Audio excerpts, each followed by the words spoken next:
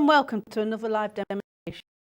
Today I want to talk about the Pigma Micron pens. Now these are fade proof and waterproof, and what they have is a lovely range right from the really tiny 0.5, really fine little pen, right up to the size 8. So those are available in the black, and they're fade proof, waterproof, which is great, means you can add colour on top. Waterproof, just make sure that the pen has had time to dry before you put any water on, and always test beforehand. Test the paper you're using, cartridge, watercolour paper, even copy paper. Just test that the pens are set into the paper before you add any colour or water on top, because it can vary. They are waterproof, but it depends how they've settled into the paper. What's lovely about these Micron pens is they also come in colours. So this is full range colours, which is available in the 0.5 range. The other sizes will have varying degrees of colours, so some will not have the full range, but the 0.5 has all the colours. Again, fade proof and waterproof, so really opening up the fine pen into more colour and, you know, detail. So what I'll do, it's the easy thing to do, is I'll show you. I've just copied out a picture of the zebra. He's a baby, so he's got nice soft fur, which gives me lots of different directional strokes, and I can be a little looser with the pen. I'm going to start with a mid-range pen, probably the 5. I don't often swap and change pens, but I will maybe need to when I'm doing some darker areas, and maybe with a very fine detail, just use that 0.05 just to add some it's got slightly fluffy fur because it's still a baby. So just going to bring out some of the details, and I'm going to do it in quite a sketchy way because I quite like that feel. You can do it really neat, really detailed and fine, or like I'm doing, I'm just going to do it quite sketchy because I feel it really adds to it. The fur on this baby is quite soft. He's starting to be quite smooth here, but on his back and around his tail he's still got a lot of baby fur. So now there's lots of different ways you can use a pen. This is one way. I'm just colouring in the black because that's the darkest area. The eye and the nose on this baby is the darkest area. So I'm just going to blend in. All the work pretty much will be done with the pen. So I think the shape's wrong there, so I can just move that. I'm going to fill out the lines. And I'm looking at where, because I can see that his mane comes actually down here. He's kind of got a little bit of a Mohican going on. So I want to change what you'll notice is I'll often do the direction of line following the body shape, which helps create a convincing shape. Let's have a look at his head. So I know he's got lines here. On his face, the lines are a little bit softer, so I'm going to be a little bit more controlled and try and get as close to the image as possible. But I know they all have their own characteristics lines in there. You can tell a different zebra from its lines. So what I want to do is just show the different details. So quite smooth here. He's got some nice fine lines going on up to, and I may be putting in extra or not quite following the same, but what people don't see is the image you're working from. So I have a little bit of leeway in how I put lines in. What I do think is important is you do look at the way they follow the shape of the face because I think it helps to build up. So on here, it's got one over his eye, which I'm going to put in and make sure I'm really showing that. And then another one comes down here.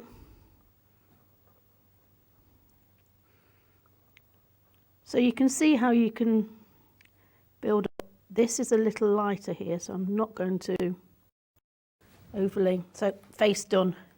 I'm going to start to work on his back and just thinking about where my first black stripe is in his mane. And he's quite soft. And this is it's not got stripes fully in the front here, because you can bring that down. I mean, I will move on. So as I keep moving on, I will keep viewing the areas I've done. So it's easy enough to go back. It's easier to not work an area fully and be able to go back to overwork an area. So I might leave bits, I might not finish. And what I do is I skip around because it helps me judge and plan where the next mark needs to be. So at the moment I'm kind of plotting the back of his head round here. See, I don't quite like it. I think it's still a bit too scruffy, but because there's so many lines, I want to make sure that I am not missing any. So his lines tend to meet where the stripes go up into his mane. So his head, little V there. I don't want to, because he's all a lot of stripes, I'm being quite careful, and I'm going to change and vary the strength of the mark.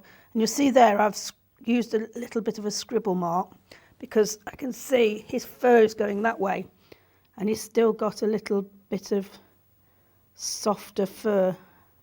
So I'm just trying to hair going up that way, demonstrate that he's still quite soft on the back. So it's all how you control your pen. It's directional.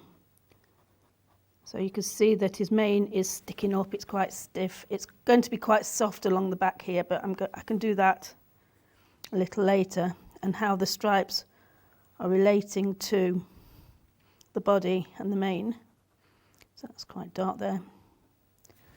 I can say no one's seen the image you're working from, so you have a little bit of a leeway to be able to add your own stripes. But on his body here, I want to show the roundness of his belly. Good. So I'll move on, but I can come back. So I know his fur is still quite fluffy here. So on his back, his tail's quite fluffy. So I just want to bring that out.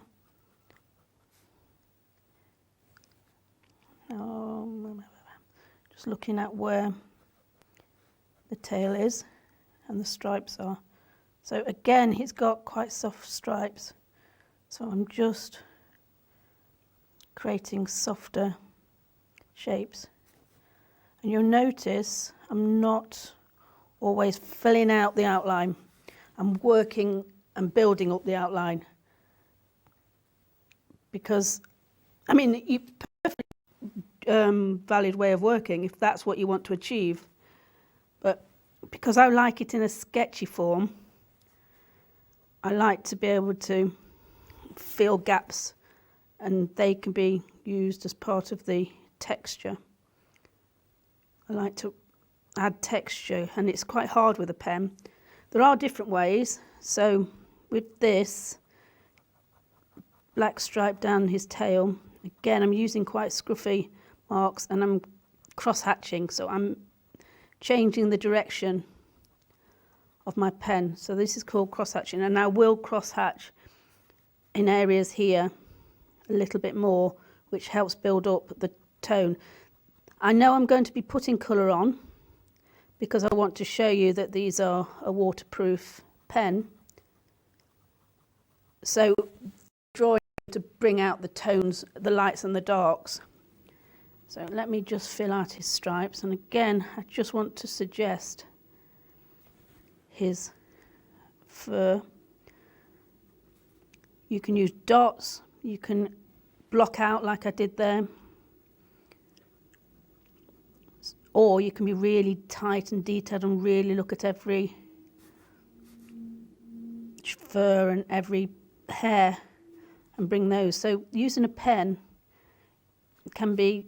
has many different ways. You can use it in the field, sketching, just to scribble and get things down quite quickly, or you can start to use it for quite detailed work and slow down and build up your shapes. Okay. You see I haven't changed pens yet because for me at the moment it's working. So I'm looking at where the darkest areas are. There's a bit of darkness under here and I'm blocking those out. Its tail has lost a little bit of its fluffiness and it was all going one way, so I just add in a few flicks. You can see how that will, his tail may have lost a bit there. It's easy to remedy. We'll go back. There's a stripe on his top there. So it's quite fun with this nice rough coat because you can be quite loose. But he is definitely getting a lot smoother down here, so I want to show that by controlling those lines a little bit more and cross-hatching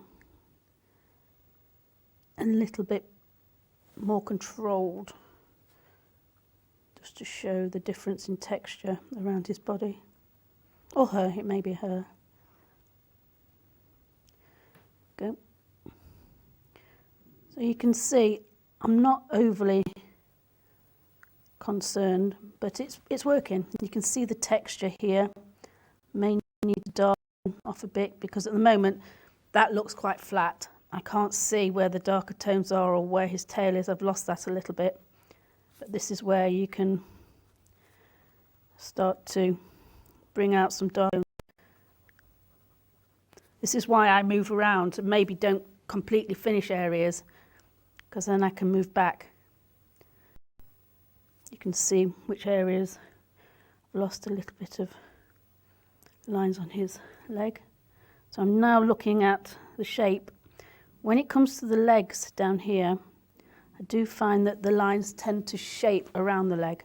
And again, by shaping and just observing those little areas, like around his knees got a little V, and how bony his little knees are compared to the rest of his leg.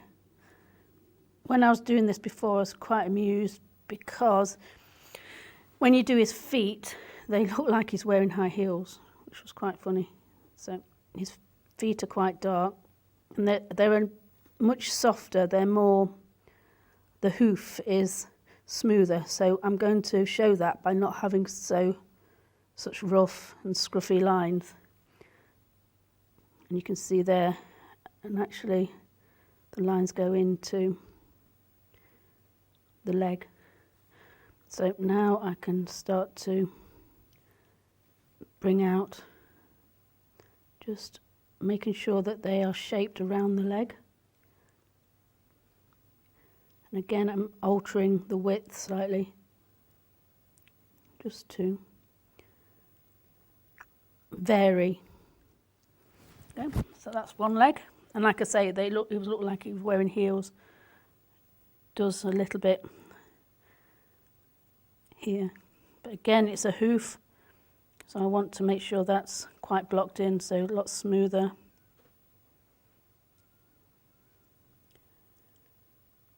Compared to the leg and the stripes. Now he's got, you can see there, maybe even bigger, So I'm observing, though I've got the sketch down, I'm still observing and using the photograph or the image in front of me. I think that's important, because I could just look at my picture and not look at what I'm using as an image. And I think that's when things can go maybe a little wrong. I'm often correcting myself, I'm thinking about it, I'm looking at the picture and thinking that needs a little bit more shape. And that's where drawing is, mostly it's observation. And you don't observe as much as you think you do. So you have to learn and do tips that help you observe more. Like I say, I often change hands, or we're doing lots of challenges that will help you to observe, and that's what drawing is, mostly observation. And this is where you can help improve or self-judge your own work by looking and reviewing and thinking about what you're trying to achieve. If you want to lose style, that's absolutely fine. If you're looking for a much tighter style and more obvious style to know what you're looking for or looking at, then again you need to observe and think about. So hoof is again quite smooth.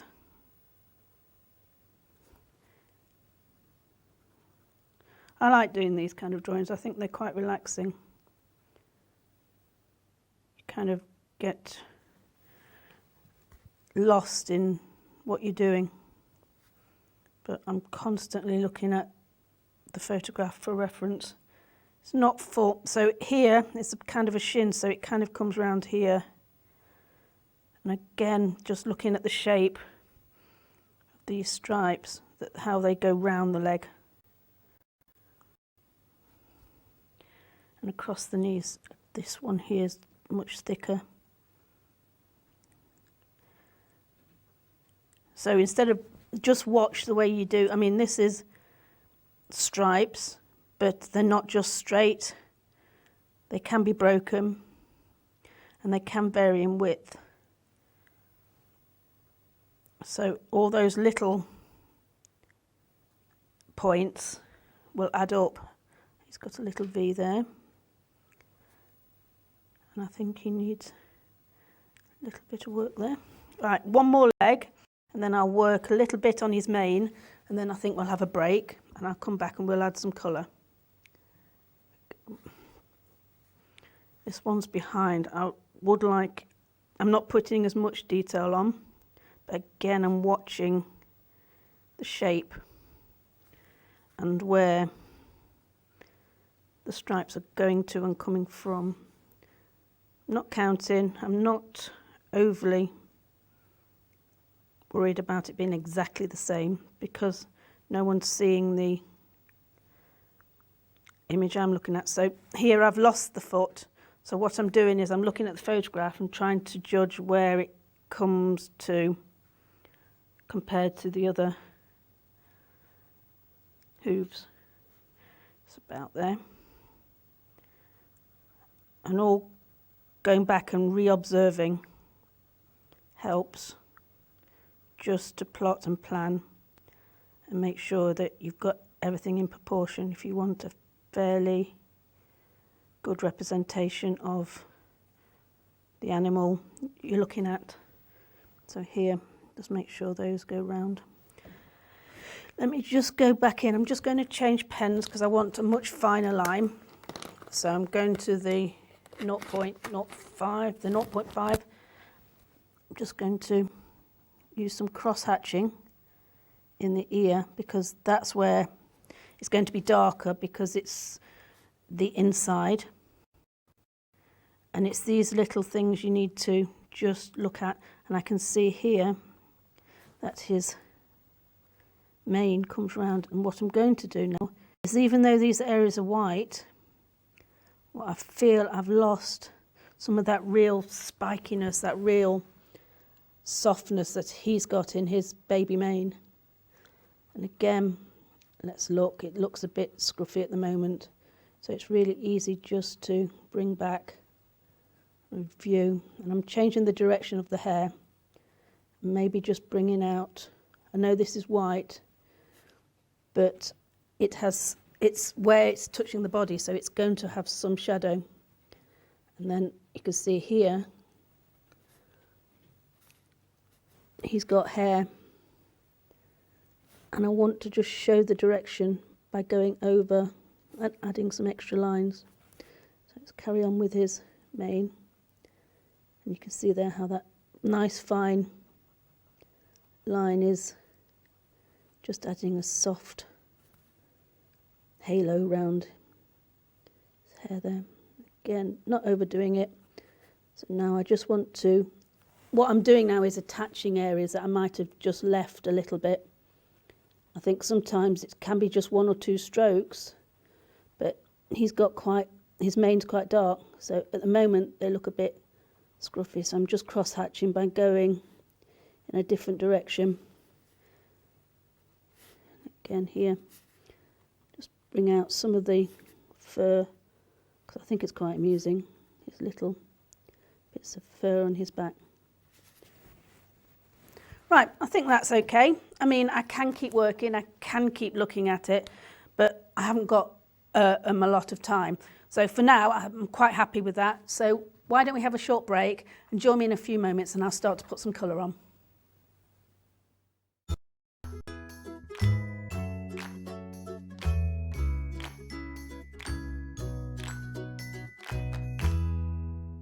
Let us bring out the artist in you. If you'd like to learn how to paint or improve your painting, the SAA, Society for All Artists, is here to inform, encourage and inspire you every step of the way. When you become an SAA member, you get so many benefits, including the free bi-monthly newsletter Paint, packed with inspiring step-by-step projects, fascinating articles, and detailed information to get your creative juices flowing. Discounts on over 13,000 art products featured on the SAA website and in the Home Shop catalogue, with free order line and free delivery in the UK mainland. A devoted SAA team on hand to answer your questions and give you the confidence and motivation you need to start painting and develop at a pace that suits you. Plus, a free welcome pack filled with gifts and practical help to get you started, as well as the opportunity to make friends with like-minded people. Best thing of being a MAP member is the inspiration from the magazines, to be able to purchase things at a very reasonable price. Yeah, you get the reduction on all the materials, the advice you get. I can shop from home. It's a community. It seemed like a very friendly sort of organisation. If somebody's thinking of joining, don't spend too long thinking. Just join. They'll love it.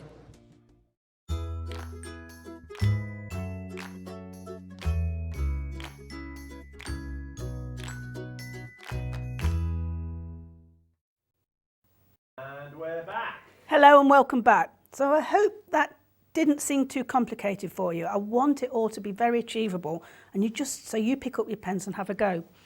I'm just been looking at this, and I just need to add a little bit more tone around the ears, because they just look a bit white at the moment, and he's not standing on anything. So what I want to do, I want to add some texture and some grass, something that he's standing on.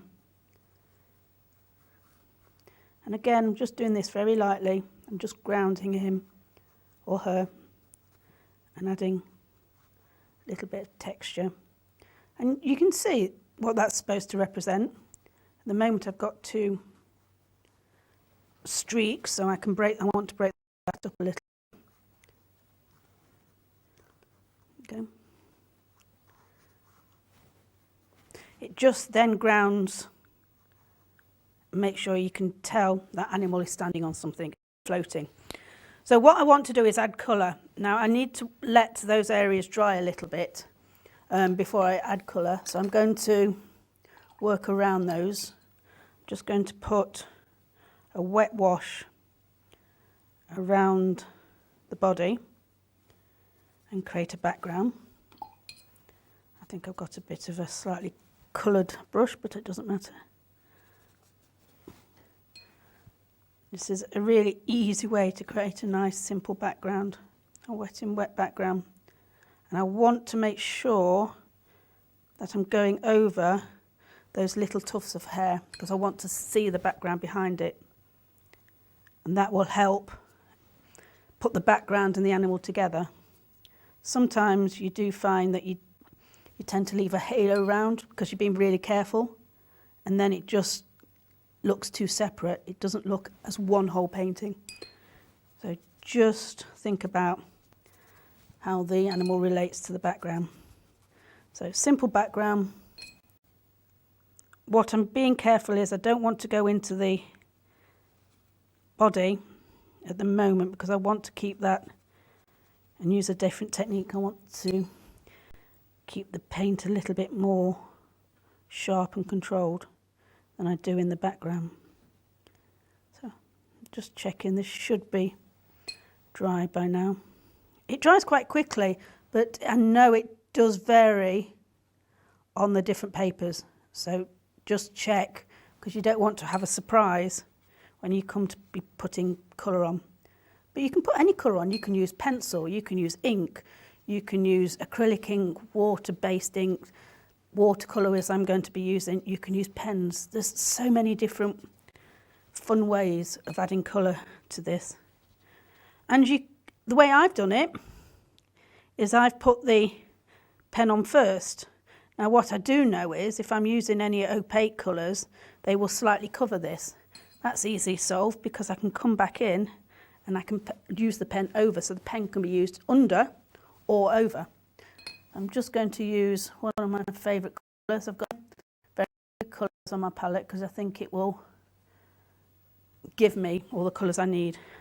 So this is a Phthalo Tropical Blue.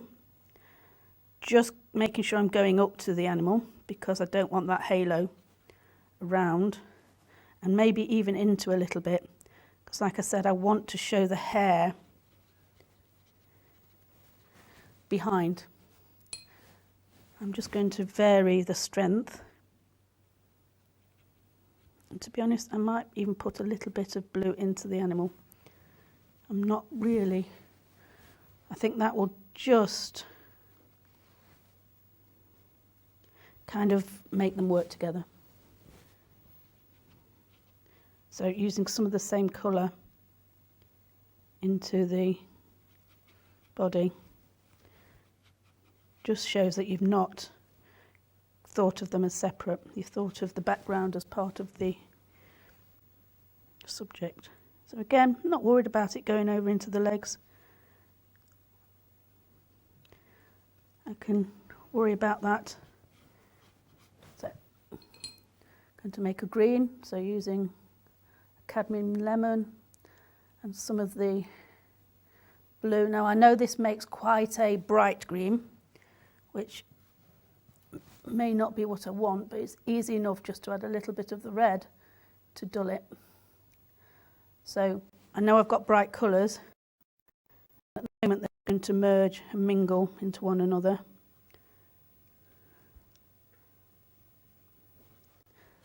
And then when that dries, I can add a little bit more detail. So while I'm letting the outline dry, I want to think about adding some colour. Now I could add whichever colour I wanted because I think the drawing stands by itself. So I could splash, I can splatter. I can add greens, oranges, purples. So I'm just going to, what I can see from my image is he's got a few sandy bits, and I'm going to represent those by using orange. And I know the colour goes on, and I know with this paper I'm using, it will be half the strength I've put it on. And you can see there how that's blended into the background. I like that. I'm not overly concerned about that happening. I think it's part of the picture. So yes, and he's quite orange at the moment. Do know this will fade, but I think it's just adding a little bit of character. What I'm trying to do is not overwork And maybe bring some of this orange into the foreground. What I like to do is I like to think about everything working together. That's why I use very few colours, because it means I can put colours into the body as well as in the foreground, and they all harmonise with each other. They work. So what I'm just going to do is now add some, because this leg will be in shadow, at least the top half of it. And I do know there's quite a bit of shadow behind here.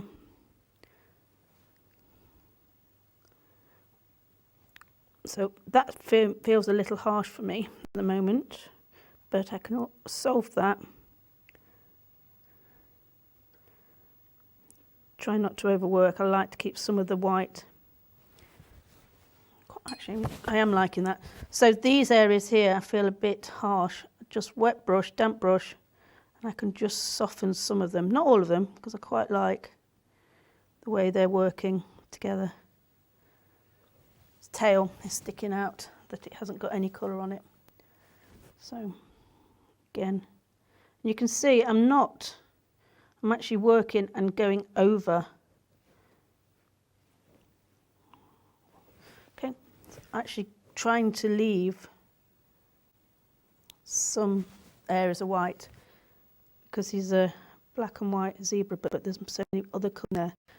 And like I've been talking about these fuzzy bits, by just allowing the paints to go into the still wet background, you can see how that's making some lovely soft outlines. Okay, just add a few. Now I'm just changing the tone a little bit, just strengthening it. Again, I don't want to overwork, I just want to add a little bit of definition. It's very easy to keep going. The hard bit, and I'm always explaining this to people, is to know when to stop. So for me, I'm getting to the stage where I need to stop, but I just want to add that other little bit. I'm going to stop, because what I'll do is I'll keep working on it, and then I will lose some of these lovely characteristics that I might have put in. One thing I want to do is just define the background a little bit more. Still a bit wet, so I'm going to darken. Okay, so you can see there how that just helps add a little bit of more definition. But I'm not overworking, and you can see I'm just using my brush to just move it around the page. So I think that's worked really well. The pen stays put. I know it's fade resistant, and you can use so many different colours and different mediums to build up. Might be a bit small. Let's have a look. Here's another piece. Go. There we go. So I hope you enjoyed that. I just want to make things easy so you can all think, I can have a go at that, because really having a go is the only way you're going to learn and build your confidence. You don't need to let people see what you've done. You can put it away and then bring it out. I don't think it's good to rip things up. I think it's worth just hiding them and then coming back a few months later, because you often surprise yourself and go, oh, actually, I like that bit. It wasn't as bad as I thought. Because I know if I'm doing this, I'm thinking all along, oh, that's not so good, that's not so good. But you come back to it and review it and go, actually, I'm quite pleased with that. So join me again later in the week for another live demonstration.